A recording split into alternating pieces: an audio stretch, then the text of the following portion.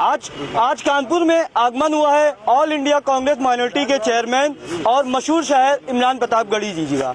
आज ये door to door campaign करेंगे, अपने प्रत्याशियों के लिए वोट के लिए यहाँ पे आए हैं। इनसे जानते हैं कि 2022 का चुनाव कांग्रेस पार्टी किस रणनीति के साथ मैदान में उतरेगी और किस तरीके से चुनाव लड़ेगी। देखिए, पिछले 4.5 साल में कांग्रेस पार्टी ही है जिसने ग्राउंड पर उतर करके, जमीन पर उतर करके आवाम के मुद्दों पे लड़ाई लड़ी है। चाहे वो किसानों का मुद्दा हो, नौजवानों का मुद्दा हो, मुसलमानों का मुद्दा हो, दलितों का हो, पिछड़ों का हो, सिर्फ और सिर्फ कांग्रेस पार्टी ने लड़ी है। हत्ता कि ब्राह्मणों की भी लड़ाई ग्राउंड पर उतर के किसी पार्टी ने लड़ा है तो सिर्फ कांग्रेस पार्टी ने लड़ा है, वरना भारतीय जनता पार्टी की सरकार ने तो एक निर्दोष युवा लड़की को भी जेल में इतने दिनों से रखा हुआ है, खुशी दुबे को। तो ऐसे में कांग्रेस ने जमीन पे उतर के लड़ाई लड़ी है और मुझे पूरा विश्वास है कि जनता जो है वो प्रियंका गांधी के संघर्ष को देख करके कांग्रेस से जुड़ रही है। और हमारे प्रत्याशी बहुत शानदार तरीके से चयन किया गया है प्रत्याशियों का, युवा प्रत्याशियों पे भरोसा जताया गया है।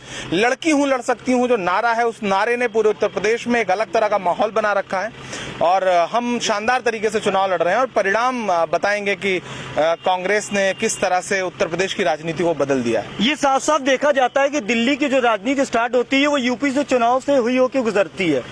तो इस वक्त जो सियासत के जानकार लोग हैं उनका कहना है साफ साफ कि जो ये रणनीति है, आगे चुनाव है, इसमें साफ साफ लड़ाई दो दलों की देखी जा रही है, अखिलेश यादव की पार्टी और बीजेपी की पार्टी। इसमें कांग्रेस कहां स्टैंड करती है, आपकी क्या राय है? जब भी आप दिल्ली को नजर में रखेंगे तो सिर्फ और सिर्फ दो पार्टियां हैं देश में जो लड़ रही हैं एक दूसरे के खिलाफ। सच्चाई तो यह है कि फासिस्ट ताकत के खिलाफ एक तरफ एक पाला है फासिस्ट ताकतों का और एक तरफ है गांधीवादी सोच, यानी कि इस देश को समेट के लेकर के चलने वाली सोच। एक तरफ भाजपा है, एक तरफ कांग्रेस है। तीसरा दल सेंटर की पॉलिटिक्स में कहीं नहीं है। क्षेत्रीय दल राज्यों में थोड़े प्रभावी हो सकते हैं, लेकिन पिछले 4 साल में प्रियंका जी ने ग्राउंड पे संघर्ष किया है। हम पिछले 30 साल से सत्ता में नहीं थे, ये सच्चाई है, लेकिन इस बार उत्तर प्रदेश में बिना कांग्रेस पार्टी के कोई सरकार नहीं बनी। माइनॉरिटी डिपार्टमेंट के आप चेयरमैन हैं, तो कहीं ना कहीं ये साफ कहा जाता है कि अगर कोई पार्टी मुसलमानों के हक के लिए बात करती है या मुसलमानों के लिए मुद्दे को उठाई जाती है तो उस पार्टी को जोड़ दिया जाए कि मुसलमानों की पार्टी है।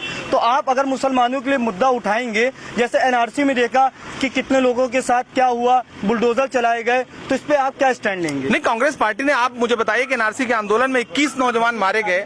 मेरठ, बिजनौर, बुलंदशहर, मुजफ्फरनगर, इन सारी जगहों पे माओ के आंसू पहुंचने कौन पहुंचा? प्रियंका गांधी जी पहुंची। अखिलेश यादव जी का संसदीय क्षेत्र है आजमगढ़, जब वहां पे भी आंदोलन में बैठी हुई बहनों के कम्बल रात के 12 बजे छीने जा रहे थे, उन पर पानी डाला जा रहा था, तो वहां अखिलेश जी नहीं पहुंचे, प्रियंका गांधी जी पहुंची थी।